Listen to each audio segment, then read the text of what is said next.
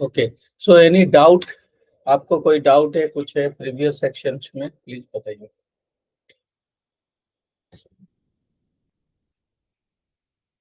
कुछ last unit में जो ऑर्गेनाइजेशनल डेवलपमेंट है हमने पढ़ाई किया था, उसमें कोई डाउट है?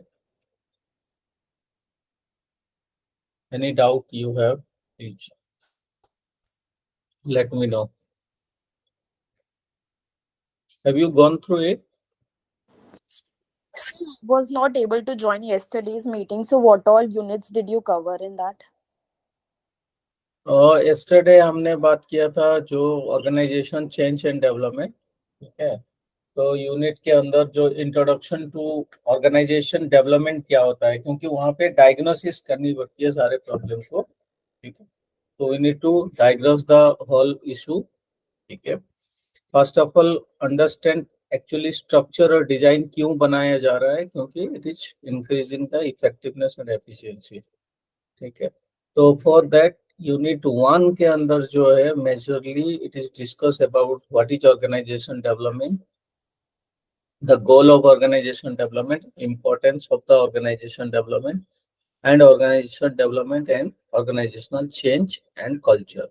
तो ये सारे चीजें जो है organizations में sometimes there are problem are visible, sometimes the problems are not visible, but we need to identify क्योंकि we development is a continuous process, right?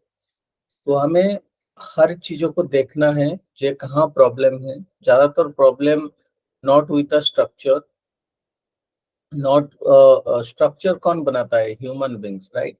So definitely it is the only things which I concern really, it is a leadership first of all. who is your leader? If it is leadership style is appropriate, one. Second is the employee mindset and attitudes and behavior, whether they are working as a team, ठीक है। तो उससे फर्क पड़ता है। जब अगर वो टीम में काम कर रहे हैं then only they will create the policy, then structure, then implement. Otherwise क्या है कि ऑर्गेनाइजेशंस में लीडर कुछ काम कर रहा है, कैसे भी कर रहा है, उसको कोई पता नहीं है स्ट्रक्चर कुछ क्या है, ठीक है। तो इससे क्या होगा ना, इफिशिएंसी और इफेक्टिवनेस, प्रोडक्टिविटी आती नहीं। तो हमें जो चेंजेस और डेवलपमेंट करना है वो लोगों में चेंज लाना है। डेवलपमेंट जो करनी है लोगों में, एटीट्यूडिनल चेंज, पर्सनालिटी चेंज, उनकी माइंडसेट, काम, उनकी स्किल डेवलपमेंट, इस चीजों पे अगर हम ज्यादा फोकस करें तो ऑर्गेनाइजेशन चेंज ऑटोमेटिकली हैपन। जो भी स्ट्रक्चर हमें चेंज करना है, टेक्नोलॉजी चेंज करना है, वो तो लोग ही इम्प्लीमेंट करेंगे। अगर उनको सही अंडरस्टैंडिंग है, नॉलेज है, स्किल्स है, तो कर ही लेगा। तो किसको चेंज करना है? लोगों को। तो इससे क्या है ना, which impact the organisation as a large, ठीक है, होलिस्टिकली वो इम्प्रूव करता है। तो ये हमने यूनिट 1 के अंदर बहुत सारे यूनिट 1, 2, 3, 4 हमने ब्लॉक 1 का हमने डिस्कस किया था, जिसमें फाउंडेशन कॉन्सेप्ट्स है ऑर्गेनाइजेशन डेवलपमेंट की। So you can go through it, and main objective is to bring the organisation effectiveness. हमें ऑर्गेनाइजेशन इफेक्टिवनेस काम करना है। सिर्फ देखो अपने इंटरेस्ट में नहीं काम करना, ऑर्गेनाइजेशन के इंटरेस्ट पे काम करनी है। तो हर एक इंडिविजुअल को ऑर्गेनाइजेशन की इंटरेस्ट पे काम करना। और ऑर्गेनाइजेशन की इंटरेस्ट क्या है ना, वहाँ कोई कॉम्प्रोमाइज नहीं है in terms of values, in terms of ethics, in terms of work integration, इस चीजों की कोई कॉम्प्रोमाइज नहीं होनी चाहिए, ठीक है। तो काम को सही ढंग से हमें करना है, ठीक है। तो इससे हमें क्या है, लोगों को सही तरीके से अलाइंड करनी है, लोगों को, ठीक है ना, ट्रेनिंग देना है, लोगों को सही तरीके से अलाइन करनी है। तो इसलिए टीम में काम करना है, पॉलिसी बनानी है, वो सब चीजों को डेवलप करनी है ऑर्गेनाइजेशन का, है। तो इसी का फ्रेमवर्क है ऑर्गेनाइजेशंस की यूनिट। तो यूनिट 1 के अंदर बेसिक कॉन्सेप्ट डेफिनेशन है, यूनिट 2 के अंदर basically how to do, right. पहले तो आइडेंटिफाई करना है, डायग्नोस करना है। यूनिट 2 के अंदर वो होता है जो you need to identify the problem, where is the real problem lies on, ठीक है। Then second is action plan and strategy, then evaluation, then interventions, ठीक है। तो इस तरह की हम अगर काम करेंगे और हमें सिर्फ अपने नहीं करेंगे, टीम में करेंगे और एक्सपर्ट की ओपिनियन लेंगे। बहुत सारे अगर एक्सपर्ट है उनको, इसीलिए आज के टाइम पे बड़ी बड़ी जो कंपनी है, multinational company like McKinsey, KPMG या अर्नस्ट एंड यंग, एवन हुइच, ये सब बड़ी ऑर्गेनाइजेशन, उनका रोल है छोटे जो ऑर्गेनाइजेशन है, मीडियम ऑर्गेनाइजेशन, वो कंसल्टेंसी प्रोवाइड करते हैं। जो आपकी ऑर्गेनाइजेशन में लीडरशिप कैसे होनी चाहिए, स्ट्रक्चर कैसे होना चाहिए, पॉलिसी कैसी होनी चाहिए, कॉम्पिटिटिव एडवांटेज में कैसे, तो वो गाइड करते हैं, मेंटरिंग करते हैं ऑर्गेनाइजेशंस में बेटर बनाना। ठीक है, जैसे फॉर एग्जांपल आप देखो, बहुत सारे इंडिया में प्रीमियम कॉलेज है और बहुत सारे ऐसे भी कॉलेज हैं, ठीक है, जिसका कोई ये नहीं, क्वालिटी नहीं है। ठीक है, तो प्रीमियम कॉलेज अगर मैं बात करूँ, आईएम्स हो गए, आईआईटीज हो गई, या और भी top premium school, college, university है, अगर वो उस तरह बनना है तो आपको एक डेवलपमेंट प्रोसेस में जाना पड़ेगा, एक गाइडेंस जरूरत है। ठीक है ना, उस तरह की डेवलपमेंट की जरूरत है, उस तरह के माइंडसेट की, तो वो कौन लाएगा ना, एम्प्लॉय और लीडर। सबसे बड़ी इंपॉर्टेंट है लीडर। लीडर जैसे होगा उसी तरह आपकी ऑर्गेनाइजेशन की चेंज बनेगा। तो management and leader has to be think about all this aspect and work upon this. ठीक है, तो इसलिए डायग्नोस करना है प्रॉब्लम कहाँ पे है, उस हिसाब से मैनेज करना है। तो ये यूनिट 1 2 3 यूनिट के अंदर basically we are emphasising on conceptual framework of organisation development. तो उसमें कॉन्सेप्चुअल फ्रेमवर्क में, उसमें पहले क्या था, अभी क्या है ना, लेबरेट मतलब conceptual framework में widely it is like there are many aspects they have important emphasis like laboratory training, action research, participative management, quality of life and strategic change। ठीक है, तो आज के टाइम पे जैसे आर्टिफिशियल इंटेलिजेंस आ चुका है, डिजिटल, ज्यादातर organisation is in form of digitalisation. ठीक है, तो काम बहुत आसान भी हो गया है, रिकॉर्ड कीपिंग हो गई, जो रिपीटेशन ऑफ वर्क था वो चेंज हो गया है। ठीक है, आज के टाइम पे more things are driven by automated, but still decision makings, जो फाइनल डिसीजंस हैं, डिसीजन मेकिंग है, इम्प्लीमेंटेशन है, वो ह्यूमन बीइंग करेगा। ठीक है, और मोस्ट ऑफ द थिंग्स आप देखो आज के टाइम पे आपके पास रिकॉर्डेड कॉल भी आ जाता है, कॉल करने की जरूरत नहीं, चैटबॉट क्वेरी है, सब कुछ ऑनलाइन है। ठीक है, तो कस्टमर केयर भी हैंडलिंग सब कुछ हो रहा है, but artificial intelligence also giving in short time आपका रिपोर्ट्स जनरेट कर रहा है, सब कुछ कर रही है ना। तो बहुत सारी चीजें जो मैनुअल है, रूटीन वर्क है, वो सारी चीजें organisation are driven by through digitalisation, through may be third party, है ना, जहाँ कॉस्ट इफेक्टिवनेस है ऑर्गेनाइजेशंस में, people are doing and few of the work which is necessary, where it is necessary, where employee can be hired and work। ठीक है, तो ये सारी जो चीजें हैं, कैसे हम ऑर्गेनाइजेशन को इफेक्टिव एंड एफिशिएंसी बढ़ाएं। Effective efficiency will come through the productivity, performance, growth, है ना, ऑफ द ऑर्गेनाइजेशन। तो ये चीजों को हमें डेवलप करना है। ठीक है, are you getting my point?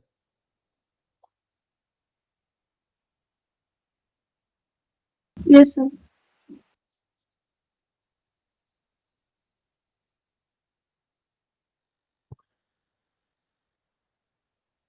Then unit 4 के अंदर there are first order and second order change. ठीक है, किस तरह की हम डेवलपमेंट करें। पहला जो कि हमने बहुत सारे अप्रोच है, ह्यूमन रिलेशन अप्रोच है, देन जॉब कैरेक्टरिस्टिक मॉडल्स हैं, अप्रोच है, जो जॉब में कैसे बढ़िया डिजाइन किया जाए सो दैट काम बढ़े, एफिशिएंसी बढ़े, रिलेशनशिप कैसे बनाए जाए लोगों को सो दैट मोटिवेशन हो, एम्प्लॉय के अंदर कोऑर्डिनेशन हो, ट्रस्ट हो आपस में, और मिल के काम करें। ठीक है, इशू क्या है कि जो हमारी लोगों के बीच में माइंडसेट, लोगों की ईगो होता है इतना बड़ा, तो एक दूसरे मिल के काम नहीं करते। ठीक है, कॉन्फ्लिक्ट्स रहता है हमेशा, तो वो इम्पोर्टेंट है।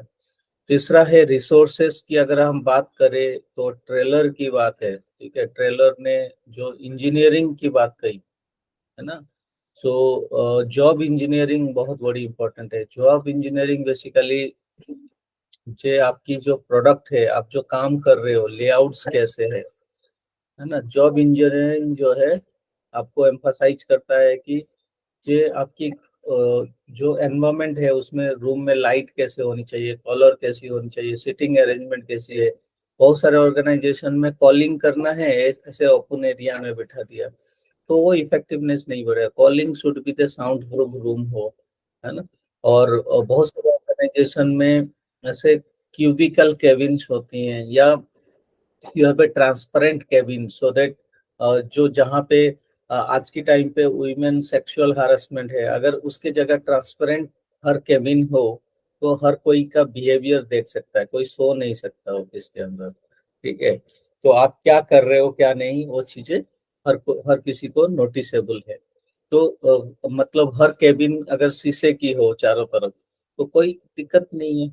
Are you getting my point? ठीक है, तो इस तरह की इकोनोमेट्रिक जो डिजाइन है तो वो हमेशा हेल्प करेगा टू इंक्रीज द एफिशिएंसी और इन द ऑर्गेनाइजेशन।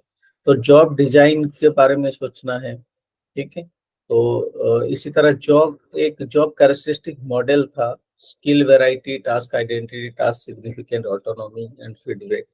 तो इसमें कहता है कि job job itself will create the motivation. तो जॉब में कोई भी जॉब करो उसमें वैरायटी हो, सिग्निफिकेंट हो और आइडेंटिटी हो। इसके साथ साथ जो काम कर रहे हो उसमें कंप्लीटली ऑटोनॉमी हो एंड उसका प्रॉपर फीडबैक मैकेनिज्म। तो इससे आपको मोटिवेशन मिलता है काम करने। ठीक है, यही चीज है, क्योंकि हमने कोई डिजाइन बना लिया, स्ट्रक्चर बना लिया, बिल्डिंग खड़ा कर लिया, उससे बिजनेस नहीं चलता। Business will drive by the people only. जो लोग हैं आपकी वही इनोवेशंस लाएंगे, क्रिएटिविटी लाएंगे, एंड कंज्यूमर तक पहुंचाएंगे, तो प्रॉफिट वहीं से आएगा। ठीक है, तो इसको ध्यान देना। तो ये सारे ऑल यूनिट में हमने डिस्कस किया था लास्ट यूनिट में। Now today will discuss about the block 2। ठीक है,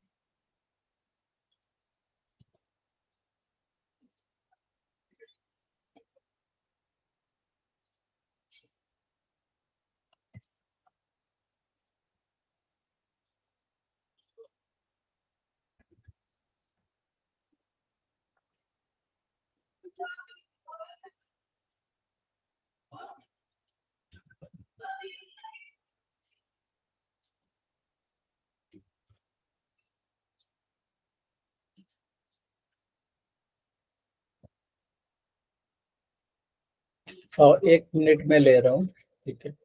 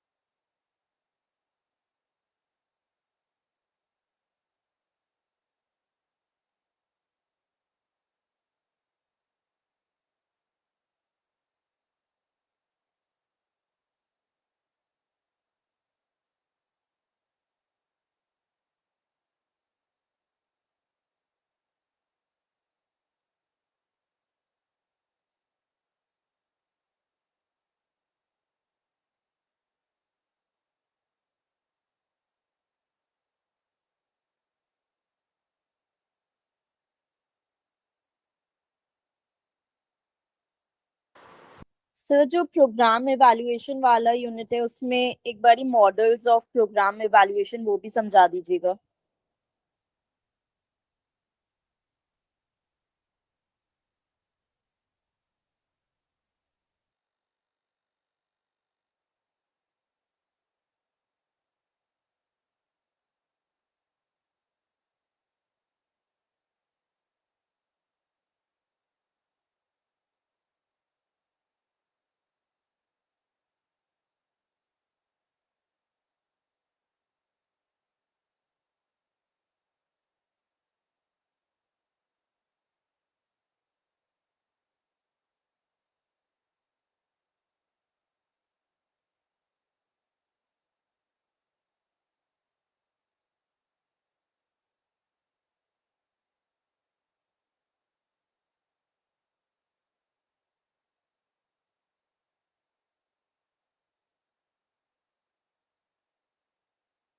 Hello. Hello. Am I audible? Yes, sir. Okay. So now block 2, right? And block 2, unit 1, 2, 3, 4, right? So we'll discuss today. Now I am sharing the screen.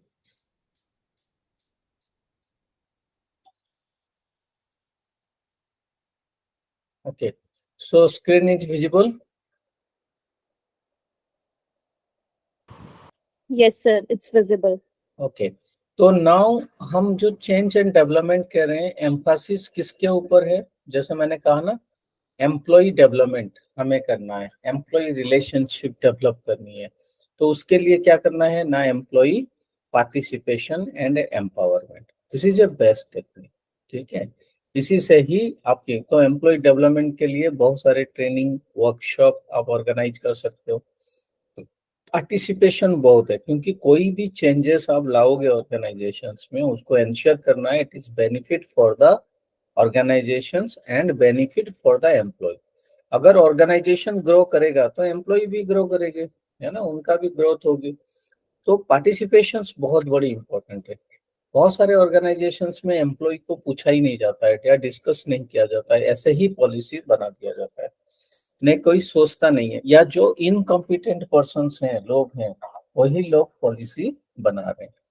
क्या हमने 360 degree feedback लिया, not only this committee या जो 2-4 लोग committee में है वही planning process वो सब डिजाइन कर रहे हैं, इसके अलावा क्या हम बाहर से लोगों से भी ऑनेस्टली रिव्यू ले? तो इतना टाइम टेकिंग होता नहीं लोगों के पास, इतना समय नहीं होता है, तो लोग करते नहीं इतने काम, कौन करे, हम जो कर रहे सही है। ठीक है, तो ये माइंडसेट में कभी कभी बायस हो जाए। तो पार्टिसिपेशन इम्पोर्टेंट है देन एम्पावरमेंट। तो इस यूनिट के अंदर यही चीज है, पार्टिसिपेशन करना है। पार्टिसिपेशन का मतलब है इन्वॉल्वमेंट हो गया, how they will contribute, you have to make them responsible. ठीक है, रेस्पॉन्सिबल कैसे होगा, when you delegate the work. ठीक है, डेलीगेट द वर्क तो दे विल फील इन्वॉल्वमेंट। तो ये participation self explanatory, you can go through it, study it. Participation कैसे करेंगे ना, इन्वॉल्वमेंट छोटे छोटे काम में। हमें बहुत सारे जगह में ये जो स्यूडो पार्टिसिपेशन, बहुत सारे ईगो की वजह से एम्प्लॉय यूज नहीं करते हैं, तो इसको कहते हैं स्यूडो पार्टिसिपेशन। ठीक है, so you need to participation without ego involvement employee is a term as a pseudo participation. ठीक है, तो बहुत सारे लोगों की मतलब ईगो होता है जिसकी वजह से वो करते नहीं है काम। ठीक है, तो इन्वॉल्वमेंट हमें करना है, कंट्रीब्यूशंस। ठीक है, encourage to contribute their skills resources, है ना। तो ये तभी करेंगे जब हाईली मोटिवेट होंगे। ठीक है, they will align with organisations goal, mission with their goals. ठीक है, तो वो चीजों को हमें अलाइन करनी है। Then benefits of the participations, benefits क्या है ना, एक्सेप्टेंस। ठीक है, and commitment towards the goal. पहले तो एक्सेप्टेंस होगा, smooth implementation of the organisation change. ठीक है, प्रोडक्टिविटी मोरल बढ़ेगा, जॉब सेटिस्फेक्शन होगी, है ना, सिटीजनशिप बिहेवियर हो सकता है, बढ़िया, बेटर कम्युनिकेशंस, ठीक है। तो ये सारे बेनिफिट है।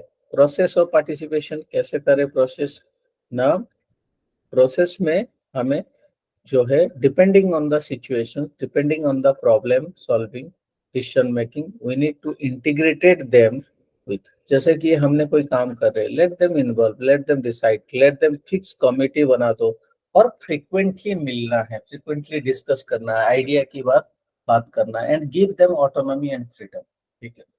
तो ये चीज हमारी पार्टिसिपेशन में होनी चाहिए।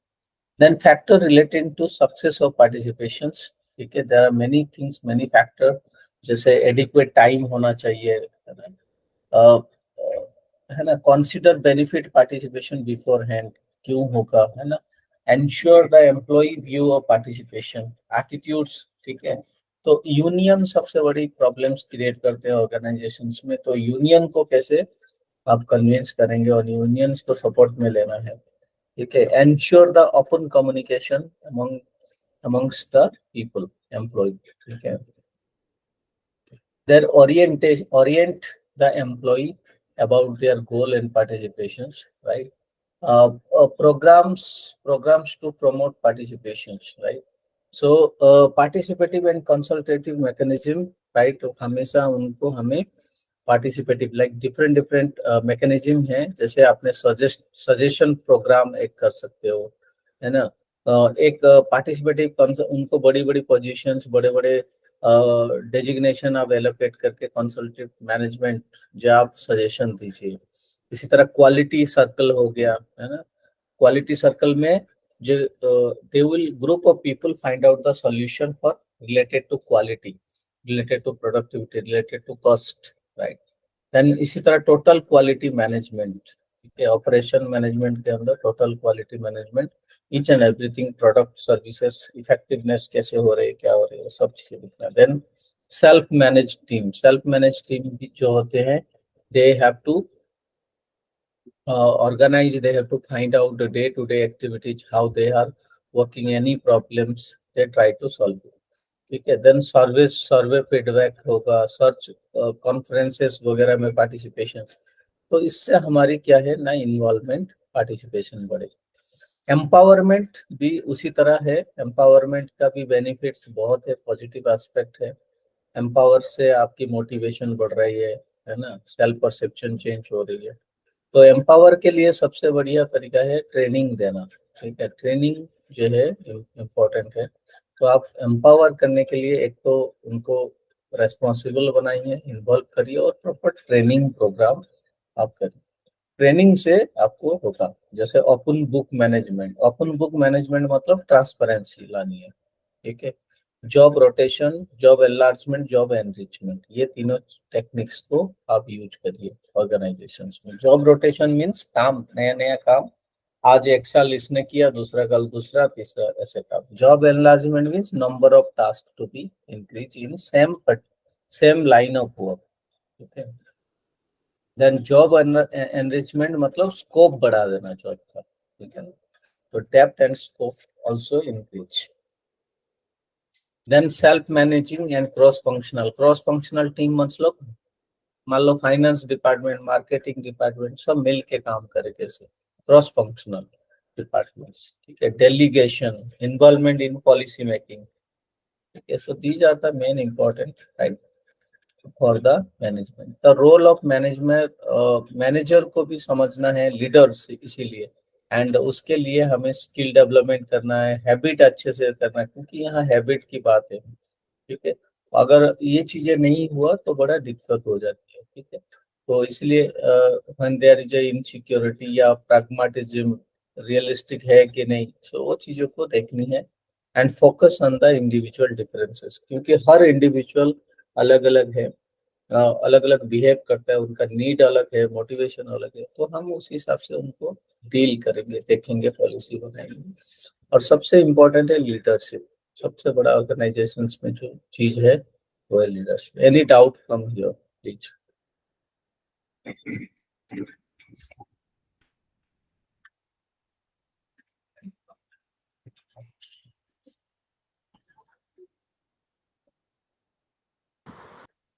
सर टेक्निक्स फॉर एम्पावरमेंट में ओपन बुक मैनेजमेंट क्या है? Open book management means transparency, ठीक है।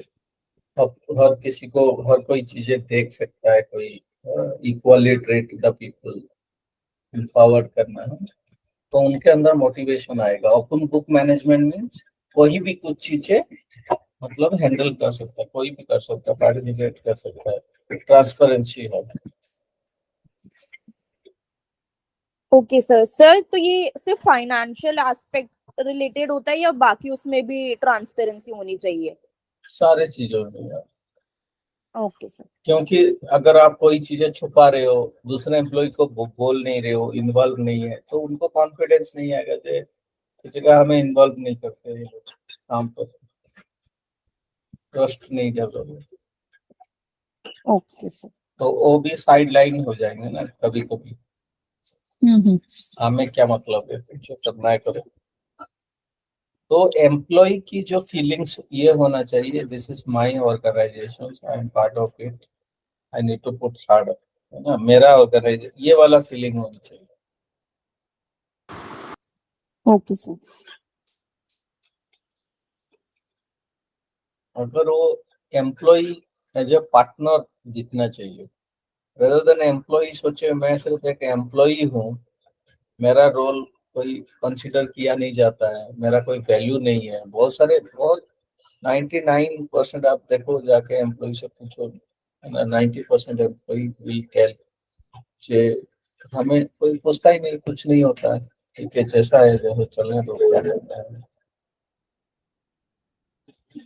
तो फिर धीरे धीरे वो पहले तो मोटिवेट होते हैं शुरुआत में, फिर उनका धीरे धीरे वो साइड लाइन हो जाते हैं, धीरे धीरे चुप हो जाते हैं, और ज्यादा कुछ प्रॉब्लम हुआ तो जॉब छोड़, ऑर्गेनाइजेशन बदल गया, ठीक है ना। सर एक और डाउट है बट वो पिछले ब्लॉक का है, एक्शन रिसर्च पे, मतलब वो एक बारी समझा पाएंगे आप? तो मैं एक्शन रिसर्च मतलब जो हमें कोई प्रॉब्लम है, तो एक्शन रिसर्च मीन्स थोड़ा सा एक्टिवली इन्वॉल्व, उसका कॉन्सिक्वेंसेस को देखना, स्टडी करना, क्यों हुआ, ठीक है, उसका प्रो एंड कॉन्स। मतलब एक्शन रिसर्च मीन्स मतलब immediate find out the diagnose the problem solutions, not passive actions means there is a activeness in many, basically to find out the immediate solution, immediate problem of the organism। पहले problem identify करना है, diagnose करना है। तो action research में ये होता है कि हम हर एस्पेक्ट को लेते हैं और एक्टिवली काम करते हैं उसमें, ठीक है, और मतलब उसका इम्प्लीमेंटेशन जो है डायरेक्टली इन्वॉल्व रहता है, देन एंड देयर, और try to find out the problem and try to solutions, right, all this problem. Action research जैसे पैसिव रिसर्च क्या है, आप कर ही रहे हैं, डेटा बनाएंगे, इंक्लूड होगा नहीं। एक्शन रिसर्च मीन्स अभी हम ऑब्जर्वेशन हैं, अभी इम्प्लीमेंट, वो सारी चीजें फाइंड आउट किया और सॉल्यूशन ढूंढ किया। सर जैसे ये क्वेश्चन हमारे असाइनमेंट में भी आया था, major theories of action research, तो ये सारे हमें याद करना पड़े, मतलब is it important from exam point of view? हो सकता है, कोई भी क्वेश्चन आ सकता है, और लिख देना कोई बात नहीं, पहले कॉन्सेप्ट समझने की कोशिश करो, तो लिख ही दोगे। नहीं सर, तो जैसे ऐसे टाइप के आते हैं कि मेजर थ्योरीज, तो फिर सर फिर हमें पूरा मतलब ये याद ही करना ही पड़ेगा कि क्या क्या थ्योरीज थी इन पे? हाँ बिल्कुल okay sir.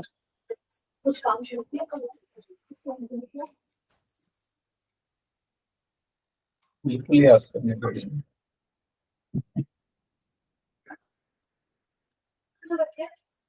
Right. Now unit 2 के अंदर देखो एम्फसिस ऑन डेवलपमेंट करना है, तो टीम वर्क की emphasis है।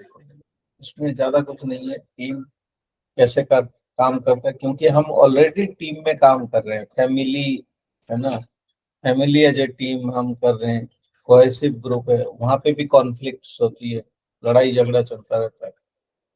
नाउ सोशल फैमिली है, जैसे रिलीजियस ऑर्गेनाइजेशन, स्कूल, कॉलेज, ये भी एक ऑर्गेनाइजेशन है ना? देन टीम है, एंड तीसरा है वर्क प्लेस। 3 तरह की है। तो वहां पे टीम मतलब स्मॉल स्पेसिफिक, है ना, ग्रुप वर्सेस टीम। हमें ग्रुप ज्यादा है, टीम बहुत स्पेसिफिक है। टीम में अकाउंटेबिलिटी ज्यादा होती है, गोल, है ना, कॉमन गोल होता है, वो डायनामिक होता है, म्यूचुअली अकाउंटेबल होती है, ठीक है। और वहाँ टीम में इंडिविजुअल अकाउंटेबिलिटी होती है, बट टीम हमेशा बढ़िया से काम करता है। तो टीम को हमें डेवलप कैसे करेंगे ना, टीम डेवलपमेंट ऐसे ही तुकमैन मॉडल ये जो दे रखा है, forming, storming, norming, performing and एडजर्निंग। तो 5 स्टेजेस हैं इसका। यहाँ पे 4 स्टेज दे रखा है। 5th stage is basically whether the team is permanent or temporary, this can be adjourning stage, ठीक है, यहाँ पे लिखा है adjourning stage। बट ये फॉर्मेशन ग्रुप ऐसे ही होती है, टीम में ऐसे चलता है, पहले फॉर्मिंग होती है, फिर फॉर्मिंग, स्टॉर्मिंग, फिर नॉर्मिंग, मतलब थोड़ा सा कोहेसिवनेस बढ़ जाता है, देन परफॉर्म। तो इस लेवल तक, परफॉर्मिंग लेवल तक आना पड़ेगा सारे टीम, तभी वो काम करते हैं। क्योंकि ये सबसे बड़ी चैलेंज है ऑर्गेनाइजेशन में, working with a team, working with a people, right? So that is very very important। इसीलिए हमेशा उनको मीटिंग करना है, उनको इम्पोर्टेंस देना है, क्योंकि ह्यूमन बिहेवियर, जब आप कोई काम कर रहे हो उनको इक्वली क्रेडिट देना पड़ेगा, चाहे आप लीडरशिप पोजीशन में हो, बाकी लोग नीचे हैं आपकी, लीडर इम्पोर्टेंट है, और हर किसी को बराबर क्रेडिट, इक्वल अगर स्टेटस नहीं मिला तो इंडिफरेंस, एक जना 2 जना काम नहीं करे। ग्रुप में हमेशा चाहे छोटा कंट्रीब्यूशन हो, चाहे किसी का ज्यादा कंट्रीब्यूशन हो, it doesn't matter, it is always a team effort. तो वही करना है, काम करनी है, right. Then types of team यहाँ पे बताए, प्रॉब्लम सॉल्विंग टीम, जो रिलेटेड स्पेसिफिक पर्पस के लिए टीम बनाया जाता है, फॉर, है ना। तो क्वालिटी सर्कल आ सकता है, cross functional, self management and virtual team. Virtual मतलब पहले वर्चुअल ये लिखा है, आज की टाइम पे तो वर्चुअल ही है सारे, ठीक है, most of the organisation virtual team, और the people are working from anywhere. ये चीज है types of team. Problem solving मतलब जो प्रॉब्लम रिलेटेड हो गया, क्रॉस फंक्शनल मतलब डिफरेंट डिपार्टमेंट वाइज हम काम कर रहे हैं। सेल्फ मैनेजमेंट जो है, जो day to day problem carry कर रहा है, सॉल्व कर रहा है। वर्चुअल टीम ऑनलाइन के थ्रू काम कर रहा है, ऐसे डिफरेंट टाइप। तो इसी तरह team activities, different team activities यहाँ पे है, producing, developing, promoting, innovating, advising, ये सब एक्टिविटीज है, linking with one another. Then this is important, how to create high performing, this is the important thing for organization development। तो इसमें हमें training को, टीम को कैसे, तो कल्चर क्रिएट करना है, एंश्योर करना है, अगर टीम में काम करोगे, if you are achieving the goal, तो आपको गोल के हिसाब से ये रिवॉर्ड, आपकी भी इंडिविजुअल गोल भी फुलफिल होकर और organisation, and you have to build the culture of the organisation. या फॉलोइंग पॉइंट्स दे रखा है, बहुत सेल्फ एक्सप्लेनेटरी है। Team work very very important in the organisation, ठीक है। और टीम में डिसीजन मेकिंग सबसे बड़ी इंपॉर्टेंट है, कैसे डिसीजन लेना है। तो डिसीजन हमेशा कलेक्टिव होनी चाहिए, इंडिविजुअल नहीं होना चाहिए। You try to put your point best and respect other also. तो इस तरह की है। बाकी प्रॉब्लम्स आती है टीम में, जैसे कंपोजिशन आप कैसे कर रहे हो, सिर्फ एक जैसे ग्रुप रख लिया, या कंपोजिशंस में आपने मिक्स्ड ग्रुप रखी, ये बड़े छोटे। तो जितना हेट्रोजेनियस होगा उतना अच्छा है, होमोजेनियस ग्रुप में ज्यादा काम हो नहीं पाते। तो ग्रुप कंपोजिशन इंपॉर्टेंट है, relationship among the people, communication, if there is no barrier होना चाहिए, there should be open communications, all medium of communication should be there, but still there will be a always communication problem. So we try to find out the communication problem, then social loafing, right, social loafing जब ज्यादा लोग हो जाते हैं group में काम नहीं करते हैं, ठीक है, वो भी है। Then inappropriate leadership style and effective leadership style बहुत बड़ी इंपॉर्टेंट है। Large size of team, role ambiguity, कोई क्लैरिटी नहीं है, ट्रस्ट नहीं है लोगों के बीच में, है ना, या दो लोग डोमिनेट कर रहे हैं, dominate by 1 or 2 members, lack of motivation, ठीक है, disagreement over team purpose and task. तो ये सारे चैलेंजेस हैं टीम के अंदर काम करने के टाइम पे। Then how to enhance your team work, it is size, develop skills, behavioural competency, है ना, open communications, goal, shared leadership, है ना। तो ये सारे supportive environment, stress management and training, ठीक है। तो ये सारे चीजें इंपॉर्टेंट है टीम डेवलपमेंट। तो यूनिट 1-2 के अंदर ये है। Any questions, anything you want to ask?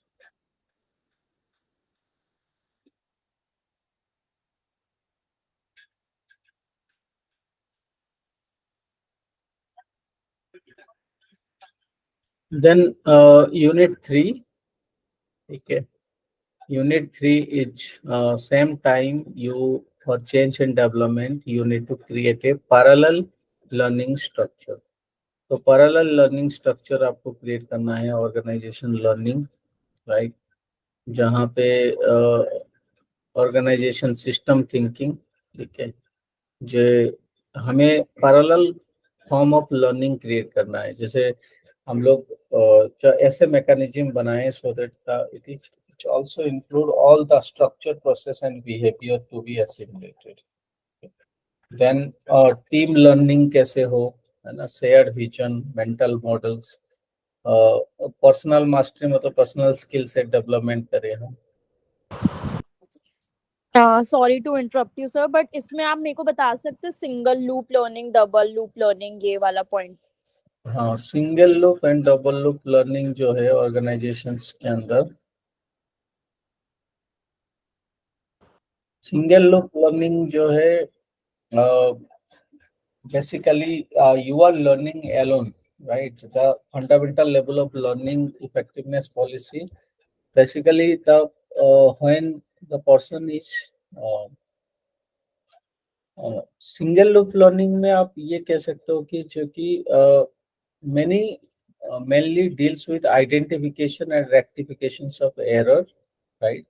And this is a fundamental, मतलब your one individual is identifying the error, ठीक है, and the level of urgency। but double loop में क्या है कि आप काम कर रहे हो साथ साथ other people also working, ठीक है। डबल लूप में जैसे कि क्रॉस वेरिफिकेशन जिसको कहते हैं double loop learning, when the compare with single loop in depth, जैसे हम काम कर रहे हैं कोई काम, जो भी चीजें हम देख रहे हैं या लर्न कर रहे हैं, लेकिन डबल लूप लर्निंग में क्या होगा कि जे कि हम काम कर रहे हैं लेकिन the other person, other individual also same time contributing. जैसे डबल लूप में आप खुद भी काम कर रहे हो, दूसरे से सिखा रहे हो और दूसरों से भी सीख रहे हो, ठीक है। तो इस तरह की मैकेनिज्म हम लोग क्रिएट करेंगे डबल लूप लर्निंग के अंदर।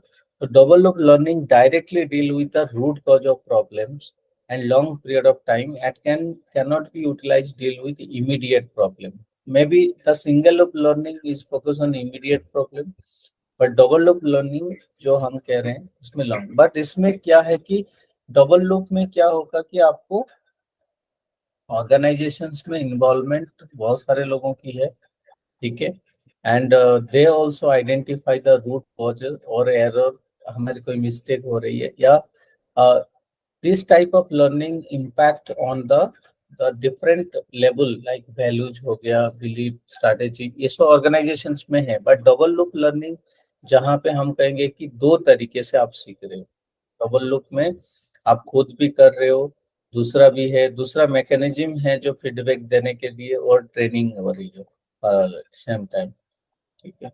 और सिंगल लूप लर्निंग जहाँ पे आप बात कर रहे हो कि आप खुद अकेले प्रोसेस कर रहे हो, वहां पे आइडेंटिफाई कर रहे हो, आप उसी को ही आप इम्प्लीमेंट कर रहे हो, वहाँ मोर कमिटेड एरर हो सकता है, ठीक है। And organizations may focus only the error, not only the developmental process। But double loop learning में एरर भी है, डेवलपमेंटल भी है, सजेशन भी मिल रहा है, फीडबैक भी मिल रहा है, और आप खुद काम कर रहे हो और सिखा भी रहे हो। ये सब चीज चलता रहता है। Okay sir. ठीक है।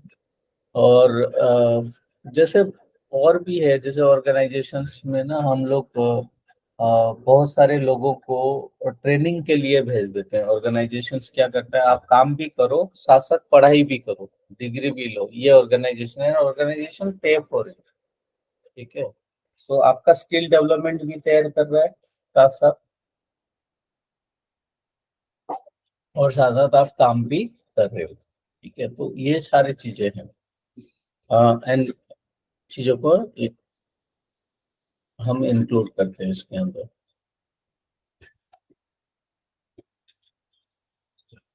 ठीक है, then these are the then strategy for organizational learning। ठीक है, ऑर्गेनाइजेशनल लर्निंग जैसे एक्शन लर्निंग, एक्शन लर्निंग के अंदर आप क्या कर सकते हो ना, बहुत सारे वर्कशॉप कर सकते हो, ट्रेनिंग प्रोग्राम कर सकते हो, कॉन्फ्रेंस कर सकते हो, है ना, और ऑन द जॉब ट्रेनिंग, खास करके काम करते करते आपको सीखना है, ऑन द जॉब ट्रेनिंग। ठीक है, तो इस तरह की action learning can be there. Then cross functional, दूसरे दूसरे डिपार्टमेंट के हम नॉलेज सीखे, वहां पे जाके कैसे काम हो रहा है वहां पे। देन वर्कआउट, ठीक है ना, workout means basically the meetings people of employee representative all levels and functions of the organization unit to identify the together। ठीक है, तो सारे लोग मिल के डिसाइड करते हैं वर्कआउट जो problem. Then groupware basically it is the technology use facilitate group communication and problem solving decision. जो आज के टाइम पे बहुत सारे वर्चुअल मीटिंग्स वगैरह है, डिफरेंट लोकेशंस में है, तो हम काम कर सकते हैं। Bench marking basically best perform कहाँ पे हो रहा है, क्या प्रैक्टिस है ऑर्गेनाइजेशंस में, वो चीज़ों को हम एडॉप्ट कर सकते हैं। देन पैरेलल लर्निंग स्ट्रक्चर, ठीक है, basically communities of practice. Parallel learning structure means हमें बहुत सारे काम, जैसे कि ब्यूरोक्रेटिक सिस्टम है, तो हम उसको डेमोक्रेटिक सिस्टम बनाएंगे, जहाँ एक दूसरे से सीखे, पार्टिसिपेटिव मैनेजमेंट हो, तो हम उससे बहुत कुछ सीखने को मिल सकता है। नॉलेज मैनेजमेंट, कैसे एक दूसरे को सिखाए, एक दूसरे को अंडरस्टैंडिंग करें, तो वो चीजें हैं।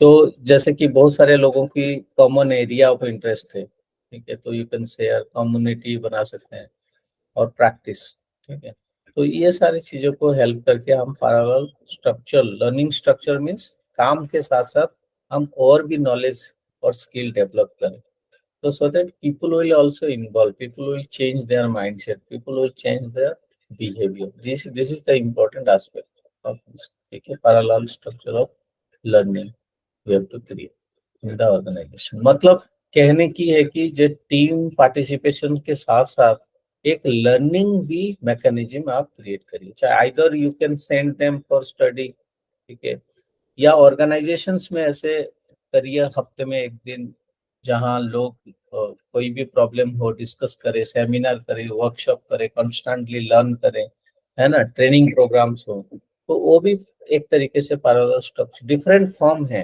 ठीक है, जैसे फॉर एग्जांपल आप कैफेटेरिया में जा रहे हो, बैठ के बात करें, वो भी एक तरीके से लर्निंग है, एक दूसरे से इंटेलेक्चुअल बातें हो रही है, डिस्कशन हो रही है, उससे भी आप सीख रहे हो। अगर ऑर्गेनाइजेशंस में हम ऐसे कल्चर नहीं डेवलप करें, जो चाय पी रहे कैफेटेरिया में बैठे हैं, लेकिन हम कहेंगे तो आप बैठ नहीं सकते, तो वो लर्निंग स्ट्रक्चर नहीं है। ठीक है, तो इसी तरह लर्निंग स्ट्रक्चर क्रिएट है, जहाँ लोग बैठे, थोड़ी देर टाइम स्पेंड करें, बातें करें intellectually, then they can bring the good work to the organisation. ठीक है, then unit 4, normative re-educative strategy for change। Okay. So normative re-educative strategy is basically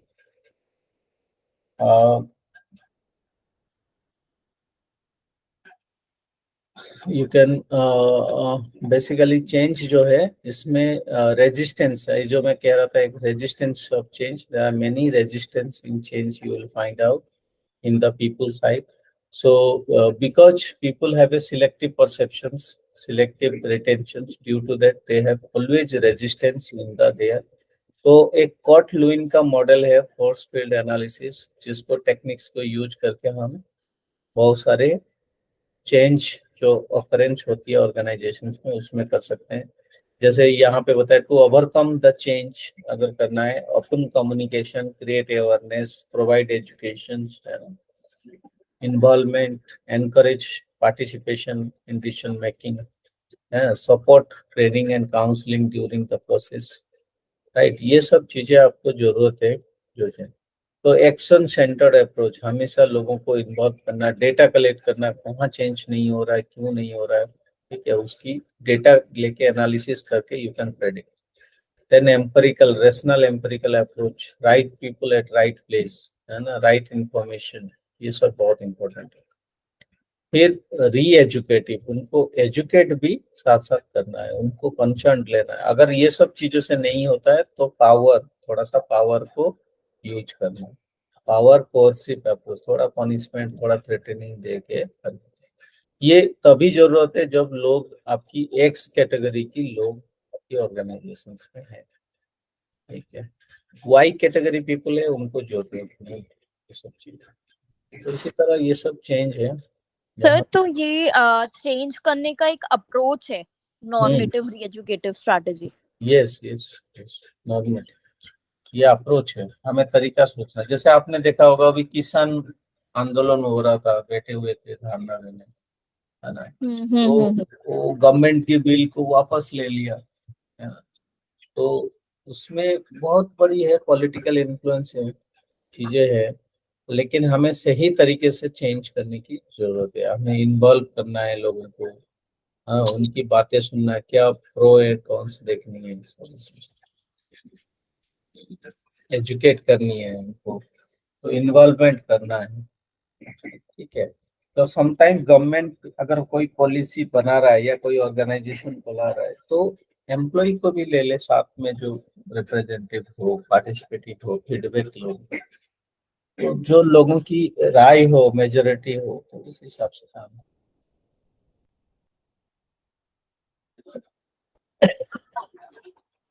ठीक है।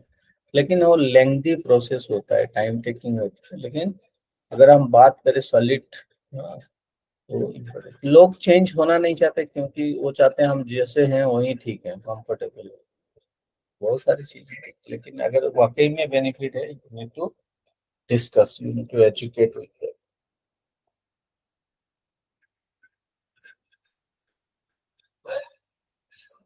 और कोई डाउट है तो बताइए।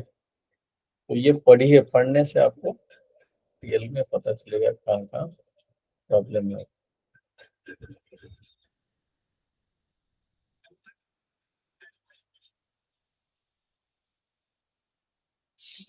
ठीक है ना, एनीथिंग एल्स?